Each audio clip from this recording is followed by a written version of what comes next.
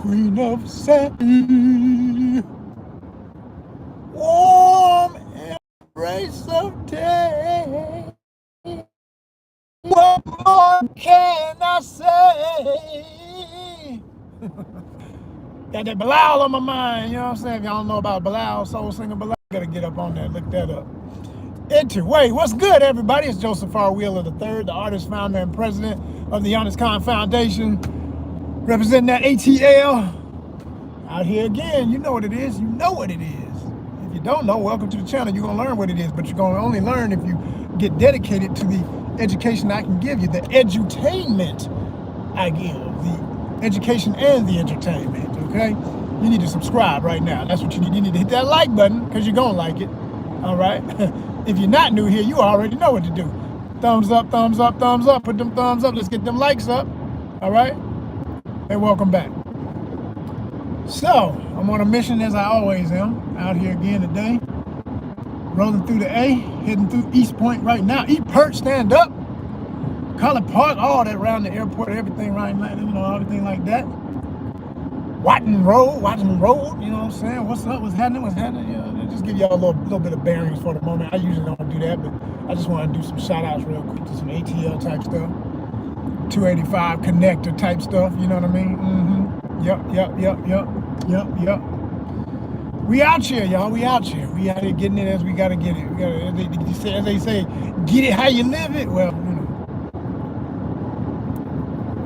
know, I'm trying to make it make sense. How about that? Because it don't. But it will. It will. And I can see that it's the usual slow growth, which I'm very accustomed to. But I'll be honest, I get tired of it because I feel like, I don't mind it being slow if it's always heavy, though. I need it to be heavy. I need millions, you know what I'm saying? Millions of people showing appreciation for what we're doing. But I see it growing as it does. Like I say, the slow growth pattern. It's a pattern. I see y'all reacting to the shorts, and I love it. Okay, that's why I'm pumping y'all with the shorts. I'm giving y'all as many shorts as I can per day. 20 or more a day if I can. That's always my goal. I don't always reach it. It's hard to even do that many, to be real. Do ones that are, quality. I can just throw some stuff at you, and even if I were to just take all the quality stuff that's already made and hack it up into shorts, I gotta go find the best moments. I thought that was gonna be an easy process. It's not. Everything's work. Everything you do in social media is work. Anybody who don't believe this is work, you don't know what the definition of the word is. That's all I can say. But when you're going through your old videos and you're like, okay, I know they would like that. Yeah, they'll like that, but you gotta pick the peak moments. You gotta pick those quotable quotes, those really interesting morsels that get folk going. That's what the science of doing a short is all about, and you gotta master it. It's hard, but I'm getting better and better at it, definitely, because I see the results. Like I say, I see y'all reacting. And then the reaction videos, since I said the word reaction, those help a great bit. And I know y'all love some celebrity related stuff, so I got one for you that's loading right now. Hopefully by the time I finish this video, it will be up, because I literally pushed the go button on it while I was out and about. And when you're not at home with your own Wi-Fi and stuff, it's something that we're posting a minute, if that, like 30 seconds, whatever. It takes a little longer because it's trying to ping all these different towers and stuff and get a signal strong enough to let it all come through. But when it does, you're gonna see this story from one of my close homeboys. Shout out Diallo Riddle. Shout out the Riddle Entertainment Group. Shout out the whole familia, everybody I know through him, but most importantly him, because I've been knowing that brother since we was little kids on snare drums in elementary school, Southwest Atlanta. You know what I'm saying? Peyton Forest Elementary School. What? Green Tiger Band, what? Let's get all the way to it. You know what I'm saying? Southwest Middle School, all them years. Benjamin Elijah Mays High School. That's my dog, man. We've been riding since the beginning. So anyway, he's legendary. He's out there. He's notable.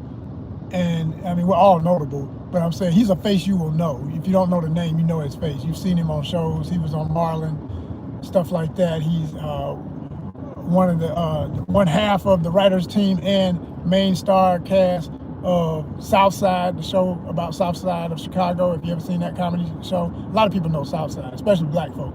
in the communities know about Southside. Unfortunately, people don't know as much about Sherman Showcase. Y'all be missing that. Y'all be missing that. You need to go back. You need to do your comedy. If you like comedy, you need to go back and check out Sherman Showcase. Okay, that's a smorgasbord of talent and amazing stories and sketches. It's hilarious, and also it's so many people been on the show. I mean, Issa Rae's been on there. Mario Van Peebles been on there. One of the executive producers who's been on there is the man himself, John Legend. You know what I'm saying? Come on, like it's stacked. It's stacked. It's stacked. Okay, Rail. Okay, he don't go by Little Rail no more. He just Rail. It's Big Rail. You know what I'm saying? Rail from Chicago, comedian. He's been on there. The list is long, man. The list is very, very, very extensive. A lot of talent involved in that situation. But anyway, I said all that to just butter it up, let y'all know who I'm talking about if y'all don't know exactly just from memory who Diallo is, but that's the homie. But he did an interview, to piece it all together, I was waiting on a point in the interview where he may have said how they met, because I don't even know how he met Kevin Hart, but Kev's the man. I worked with Kevin one good time in life in my acting career doing night school, and that was fun. But anyway, Diallo is on the iHeart Network, Sirius FM, where they do a show called, him and Luxury do a show called One Song, and we promote it a lot here because I'm a big fan of the show, and I mean, naturally, it's my boy, so I got it, and he supports ONYXCON, so come on, anybody who puts it down for the home team gonna get love. That's who we shout out the most. That's who we gonna constantly remind y'all need to check that out. But yeah, One Song is the joint. It is literally between One Song and what's the other one I love so much? What they call that thing? Cadillac Chronicles, I think it is. Or the brother, I forget his name. I don't even know his name by heart. I need to get his name in my memory bank. But there's a young brother who does a show where he rides around Atlanta in a drop top caddy on a good sunny day, always with a star, legendary artist, R&B, hip hop, whoever it is, and they perform from the car. He'll just literally, just like if you ride down the street with your boy, you put on the instrumental and they rapped over it. That's literally what the show is, and it's cool as hell. But between that and One Song, that's my two favorite music podcasts, definitely. I mean, there's a bunch of other ones, honorable mentions and other ones that could be in the top 5, but top 2, One Song first, and then that Cadillac joint, definite. Those are some real good shows if you ain't seen them. I'm gonna do some reactions to the Cadillac thing too. Put y'all up on that so y'all can be aware. Cause I mean, this is how we help each other grow, man. You know, reaction videos are some of the greatest things ever. The collab button and the ability to do that is one of the greatest. People who wouldn't even, you don't know. Like some people do. They understand. Like, every bit counts. Every hype is hype when it's love. It ain't no disrespect. We don't do that. We ain't about that over here. We ain't looking for the goofy stuff where folks just do stuff just to be nasty. No, I'm gonna shout out the stuff I love. So if I like what you got in your content, yeah, I'll do a collab and react to it or whatever. I'm gonna give you the real expressions I had when I saw the cool car, the beautiful lady, the cool moment I didn't know about in the story, something like that, whatever it is. And in this case, Diallo was telling a story, which was funny as hell to hear it in an interview because he told me this story in person. But he's breaking down how he went to this when he was younger and wasn't as financially stable. And he went to a party at Drake's house. He was a writer on some stuff for Drake. This is all before all the Kendrick beef and all that stuff. This is at the time where whether you liked Drake's music, hated his music, whatever, you had to give respect to the fact that he was that dude as far as, his fame, whatever, that kind of thing. It wasn't that big a deal. I'm just saying, you got to keep that in mind because some people hear the word and they just like, they're on that, all they can think about is beef, and act like they really got something to do with it, like, personally. What? Never mind. I ain't even going to go off on that tangent, but it always makes me laugh how fans get so damn emotional about people they don't know and may never ever even meet. But anyway, so him being a professional writer in the film business and everything like that, he had done some writing for the ESPYs, and Drake had hosted it one year or something like that. So him and Bashir and some other folks in their writing team had got that opportunity, and as a result, he did like some kind of little party or whatever at his place, and he had invited out these strippers. And so y'all gotta watch him tell the story. It's way more funny than what I'm gonna say. But basically, he was saying, they gave out money to everybody so that they wouldn't feel broke. They know people ain't got the money that Drake got, but they was like, yo, if you here, we want it to look like everybody's having a good time, and this is all on camera probably and all this stuff. Whatever case may be, or they just want to turn up and make it look more hot for somebody's phone. Like, look where we at, look what we doing. Hey. So they gave folks $1,500 each. You handing out rent money at a what? And so before my thought could finish, he started saying exactly what came through my mind of how he's trying to figure out how to get the hell up out of there and dip with that money, because the hell with throwing it on, these ladies trying to get paid too. Well, guess what? I don't have it, so how am I help you and I can't help myself? Like, y'all have a good old time. I'm about to be, I think I left something in the bathroom, try and crawl out the vent system. Man, please, $1,500. I'm in this damn car right now trying to finish off rent. Like, y'all playing. Wish somebody would. I'd be like, I swear, I'd be like, walk up to one of the strippers and be like, hey, baby, I need you to help me with something here. Yeah, what's up, boo? So I guess we supposed to just make it rain up in here. Hello, yeah, you know what I'm saying. And I got all this here, this cash on me, right? Mm-hmm. So times is tough, right? Mm-hmm. Yeah. I tell you what, you work your way to the door with me, and we'll act like we're going to do something special. You know what I'm saying? And we ain't even got to finish the transaction because I ain't got time. Time is money, you know what I mean? And I don't know where you been and what you about anyway. You know what I'm saying? Dance would be nice. We'll still get that. But if you can get me to my car, that's what we're going to need to do. And I'll slide you this $5, and I'm going to keep the $1,000. You know what I'm saying? Because that's going to be needed like tomorrow, like actually today. Can you do that for me? You know what I'm saying? It would be a different story. Talk about $1,500, throw it in the air for some strippers. Hey, I love fine women, but guess what? Them memories ain't gonna last as long as that's gonna be memories under a bridge, homeless. Goddamn, like I was like, this story is priceless right now. Give a man who needed $1,500, talking about throw it in the air. It's a party. They ain't throwing shit. I'm trying to figure out how to get some of this off the floor. Damn. That's crazy. I love that story though. It's perspective, man. It's reality. It's the truth.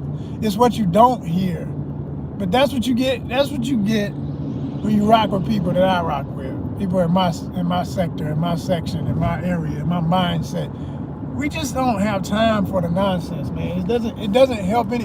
It literally is we've lived long enough to see the generational setbacks of all the fronting and the lying and pretending. And it just don't do nobody good. It don't do nobody good, man. So I love real stories like that where people be like, look, man, I did what I was doing for the camera or whatever in the film biz, movie biz, music biz, whatever. But there's a time where, you can't give nobody nothing direct like that and expect them to just be like, yeah, it's just a moment. No, it doesn't make sense, because if anybody's ever been on the other side of that reality, there's nothing like having an amazing time where you spent a lot of money on something you get nothing back from. There's no investment in it. It's just the money went. That's it. And then the next day, when reality hits, you're not only just as strapped as you were, you're worse. And you're thinking, if I had held that, I wouldn't be worried about that right now. Like that story is so heavy. So if you haven't seen it, watch the whole interview. Like I say, I want y'all to actually watch it. So I'm not gonna keep giving away all the bait. I just want y'all to seriously watch that interview with Kevin Hart and Diallo Riddle. It is classic. It's a series. It was a podcast of its own that Kevin had done. It seemed like when I was looking at the dates, like this thing was old, like a couple of years ago. He was doing these regular, and then his schedule was so crazy and he's so busy with so many other things, it didn't keep going. But it's still out there. It still exists on YouTube. You can check it out. It's here. You just look it up. It's there. So yeah. Peep that up. Peep that out. That's a really, really, really good one. damn good. I can't say it enough, for real. That and then Diallo just being who he is, man. My dude, that's the homie. He gonna drop some. He's a historian, okay? So he dropped a lot. I mean, a lot in one, what, 30-minute interview, something like that. I mean, it's so much history about his family, but it's black history about real connections to things that are often forgotten or not considered in the equation of how things came to be. And in one family explanation, you get a sense of a lot of things. Like he mentioned that, like, I knew this, but I had forgotten this, because like we're so we like cousins, you know what I'm saying? So I know the family and everything, but I'm saying when he said at one point in the interview that when his whatever his patriarch was in the family that moved out to California to establish most of their roots in Cali. Oh damn! I gotta go around again. Oh, I hate that. Okay, let's do what we gotta do. Let's do what we gotta do. Get in this damn line. That's why I'm glad I'm early. Whoa, whoa, whoa! Slow down. You'll get there. Shit. People. Anyway, his family member that went out to Cali and established the California roots said that there were no black folks pretty much anywhere else in LA except for, as far as LA County, except for Pasadena. That blew my mind, because if you know anything about it now, yeah, there's still a lot of black families, or can be, in that area, but they are especially now, or were, in Altadena. Now, with what just recently happened, there was an absolute crisis with those fires. That displaced a whole lot of people, period. But Altadena especially, and I'm speaking from experience now, because I at one time had some family that lived in Altadena. So I know how, and we're talking about, this ain't no, like, kill the freaking stereotype that is just overly produced, that, when you say black family, it's always the ghetto, it's always poor, it's always run down, it's always, undereducated. Kill that whole bullshit, okay? Altadena has rich, well-to-do black folk that unfortunately a lot of them lost their homes. I got to check up on that and see what the rate of recovery is, because that was an absolute crisis. I'm telling you, I took a walk. I'll never forget. I took a walk through Altadena and into even parts of Pasadena, and it just reminded me of a California version of the best neighborhoods in Buckhead that everybody always talks about in Atlanta. If you know anything about Atlanta, that's like one of the richest, neighborhoods, which, by the way, even Buckhead, a large portion of it used to be a black township. That same old story with racism in America. They literally ran the black folks out. They either bought them out with all kind of shady real estate deals that never paid for what the land was worth, or they literally forcefully came through, raided, and ran people away. Same bullshit that has happened so many freaking times in this country, if you know real history, that they are constantly trying to bury and pretend never happened. We ain't gonna let you do that, because not only are you still doing it, but you're doing it in new ways under new situations. You know what I'm saying? With frozen H2O, frozen H2O, they do what they do, man. It's crazy. What's up, Serena? I don't know if you're still looking. Let me know in the comments if you're still looking. What's happening, homie? Anglers for life. ONYXCON FT. Hashtag ONYXCON FT. ONYXCON fishing tournament for life. Serena's keeping it real, y'all. That's a true one right there. That's family right there, y'all. That's real peoples. That's real peoples. What's up to you and your hubby? Whole family, everybody up there.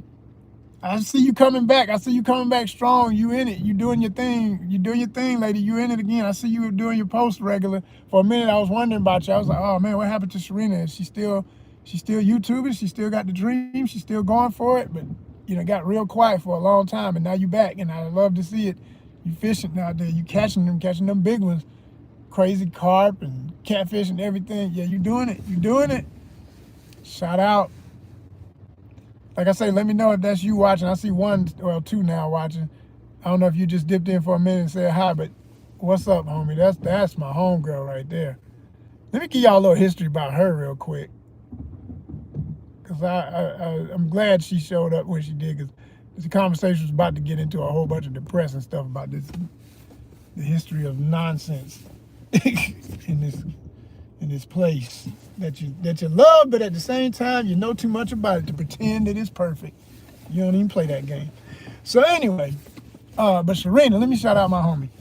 Serena of Serena's Keeping It Real is an angler who, let me get a full spread. And let me tell you something why I always mention people's ethnicity and stuff. Because representation does freaking matter, okay? This is a black woman, okay, who is in a beautiful interracial relationship, has kids and everything. She lives off of a river.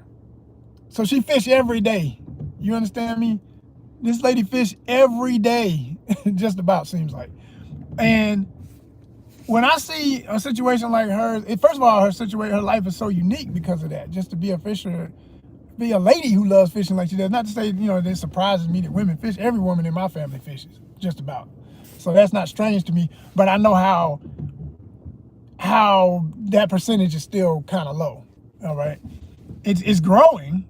It's growing, but it still can be kind of low compared to it's mostly considered a dude thing. And then there's the stereotype that only white guys do that, and that's white folk stuff in general. And it's like that's total crap. Like it's just not real. Like everybody in the world has people who fish. Like fishing is one of the number one forms of sustenance and protein, and which is the original reason why people fished was for a meal. And a great portion and the definite foundations of fishing as we know it started in Africa and are documented in Egypt, which is Kemet, okay? You will see there are hieroglyphs that show original fishing, hand line techniques, and somebody will say, oh, well, they just had hand line. That's like, no, goofy. They had the first hooks, the first lines, and the first damn rods with line and hook. The very first documented. And then there's other techniques, of course. You got the spearing techniques and all this. And then that was universal. All those other line, hand to hook. In Polynesia, they did it and everything. But a lot of those other ones, not to disrespect, it's just the timeline of humanity and how humanity spread out from Africa. Everybody else did it, but they didn't do it necessarily first than the people from the continent. It's just give credit where credit is due. And I'm always going to say that. I'm never going to let people slide on that. Because everybody wants to start at the same time. It's like this goofy mentality that got created with the constructs of race, because that's all they are, that it becomes this, like I say, it literally becomes a psychology of a RACE. People think they're in competition. I'm running against, you're not running against me, fool. We cousins. Ain't nobody running against no goddamn body. Now, if you get in that headspace, bring the smoke and all that other stupid conversation, but it's not that. It's never been that. That's not who we are. We just human.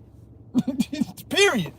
And if you can accept that and see the family, no matter how different they look from you, act from you, because we're going to have our cultural differences. We're supposed to. Every flower in the garden has a different purpose and beauty about it. Everybody has something unique, and it's supposed to shine. But we get in our own way, and then we get in each other's way with all that bullshit. Yeah, sorry. I can't help it. I can't hit some of these topics without getting into it. Some people need to hear that. They need that. So you're going to get it when you're here. You can believe that. You can get it here. We ain't going to hide it. We ain't going to tiptoe around it. It seems sort of like kind of, it ain't no sort of kind of, I said exactly what the hell I said. And y'all need to hear it, some of y'all. Everybody else is just laughing like refresher. Affirmations. Because it's always that. But back to what I was saying about the homie.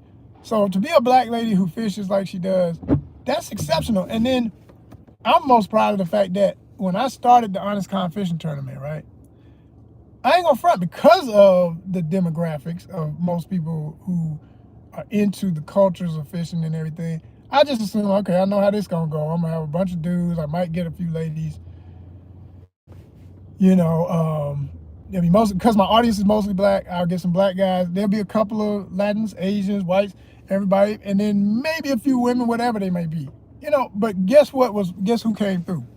Guess who came through? To this day, there have only been two, I repeat, two official of people I've never met. Let me put it like that too, because of course my dad, that's automatic. Me and my dad, That is fishing, okay? But the first 2 people to participate officially in the contest that is ongoing, 365, 24/7, as I say, all year, all long, worldwide. I don't care where you at, you can participate. All you got to do, I used to have the rules. All you had to do was subscribe to various channels we had on Instagram, and that was it. It was free. It was free. But now, I mean, stuff times are tough. So now I make it where you gotta sign, you gotta put something on the line. So $4.99 is our thing. $4.99. Whether on Fanbase, okay, that's one app you need to know about. Fanbase. If you don't know, look it up. Or on Instagram, okay, at ONYXCON.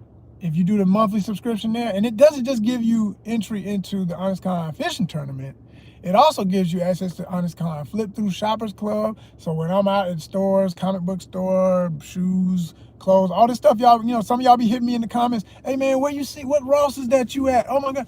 Oh yeah, I'd love to tell you, man. Are you one of my shoppers? Then they all weird. And I explain this, I tell them every time, put it in the comments, then they get quiet. It's like, y'all be wanting everything to be free. That ain't the way it works, people.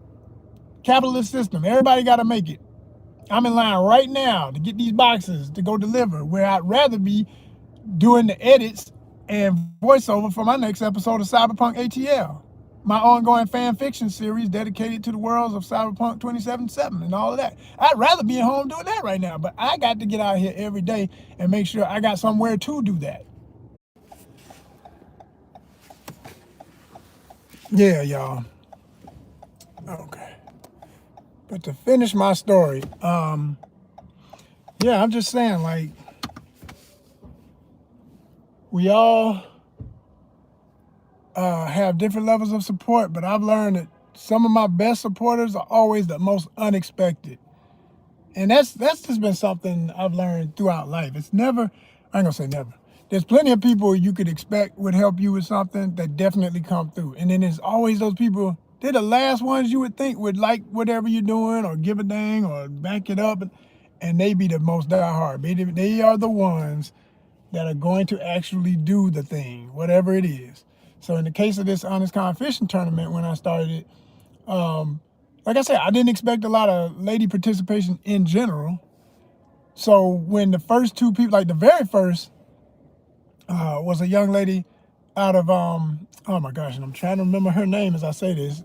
Man, I wouldn't have prepared for this for nothing. This is the only thing about being live. People come in your comments and you realize, like, I just got a shout out from the homie, and that's what got me talking about that. I wasn't even gonna be talking about this today, but God, man, what is her name? Oh snap! It's gonna hit me all late, and I'll be like, damn, that's her name. Anyway, she was my very first out of Texas. Know who you are, and I doubt she'll even see this because she don't be on YouTube like that. But she found out about it through Instagram and reached out and was like, yo, I want to participate in it. And she was just getting started with her intentions of being a tournament angler. She wanted to compete, but she was just learning how to fish.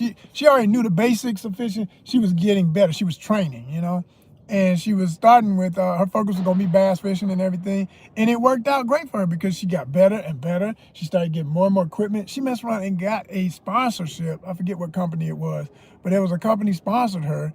It was her first ever sponsor. And that really blew my mind because I was like, wow. I mean, she was getting written up in articles and local papers, major magazines out there in Texas and stuff, even a little bit of national acclaim on some interviews and things. So I said, and I couldn't have been more proud to know her and have given her probably her first ever opportunity to be in a tournament, even though it wasn't, tournament like, big money or anything, high stakes. But ONYXCON fishing tournament is still real because it gives you the opportunity to just put a light on what you're doing with somebody who does have platform. We got platform now. I mean, we still got 17,000 folks on our main page and like 2,000 or 3,000, I forget how many thousand on ONYXCON Outdoors on Instagram. So it was an audience for what she was doing. Hold on. All right, what's your card number? All right.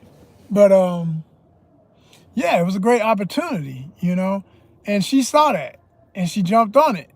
And, she became the first winner ever of the tournament, We sent her some, just like at the time I had some small prizes and things. She got hers, and that was a good look, a great look, you know. And then after her, Sharina found out about it, and Sharina not only won 1 year, but 2 years, 2 years straight. Hell, she would be 3. We just got to a point where I didn't have, as many prizes and stuff to give away. Like she got a jersey, and she got some lures, I think, or some. I forget all the stuff we sent. I know we sent her a cleaning product, organic cleaning product that we had at the time, connection to I Get It cleaning products, So folk got something out of it, and they still get something out of it. So it's just good to see you in the comments, Serena, man. I just want to shout you and your husband out and everybody up there. Yo, I know y'all stay live about some fishing, keep them lines tight. I'm about to get tight to these boxes. You see them behind me. Maybe I'll go live a little bit later after I get all this. I'll just say challenging news. Good news is I got more time to talk to y'all.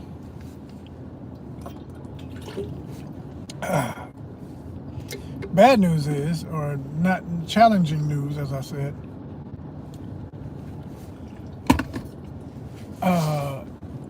y'all know I did a video for all my people who are, I'm gonna tell you something about this channel. More and more, I'm gonna talk like, if you're new here, you gotta catch up. You're gonna have to subscribe so you can catch up, because otherwise you might not know what I'm referring to. And I'm just literally gonna talk to my audience, and my audience is whoever has subscribed. Everybody else might become my audience, so you're welcome, and I appreciate you. But just like you walk in on the middle of a movie and you don't know what's going on, you don't be like whispering and talking loud, like, hey man, so why that man do that? And who is she? And well, where they come from? And if you don't, you late. You just gotta watch. That's all. You just gotta watch and figure it out. And if you can't figure it out, we'll tell you later. Because some of y'all don't have the attention span, no way, to give a damn about the plot or finish the movie. So that's how I'm gonna start treating. That's how I have to treat I don't want to be that way, because that's not how I am naturally. I'd love to assume that, if I catch people up, they're gonna be more intrigued, and they're gonna watch 10 times as much content, and they're gonna subscribe every time they come in. That ain't how it works. People ain't got them kind of attention span, and you don't know who's watching. I mean, you really don't know who's watching. All kinds of folks from everywhere. And I love that I have an international audience. I really do. I love it. What I wish though because and you know what's funny? My international audience is more people who can't even probably understand what the hell I'm saying or what I'm talking about, are more inclined to watch longer and be more supportive and hit the subscribe button and just keep showing up than some folk right here in America. Now, what sense that make? But anyway, so that's why I don't have time to be catching everybody up. I just got to talk, man. Just got to do what I got to do and talk like everybody's already a subscriber. So if you want to know what that feels like, you got to subscribe so you'll understand. But what I was going to say is I did a video about VHO, this app that's a app for doing deliveries. And I'm out here on a run right now for it. I've been doing it. This might be my 4th or 5th ride with them. I can't remember how many I've done now. But as much as I could say about it, I'm not going to, let me start off by saying, if I had to rate it based on my experience, because in my first video, it was just the very first day. So that was a different type of rating. I was more excited about it. And even then I said some things about what I could see being a problem. And then I can add to that list of now problems with it. And some of this stuff is just regional for the energy of how things are in some parts of Atlanta and how the workforce is. Because unfortunately, there's just some types of jobs that always attract a certain kind of energy of young folks who just don't give a damn that they even have a job. They act that way, but they'll be crying the blues if they get fired today, But they have this lackluster energy about them that gets applied to how things work in that environment, and it's not conducive to a flow, an infrastructure.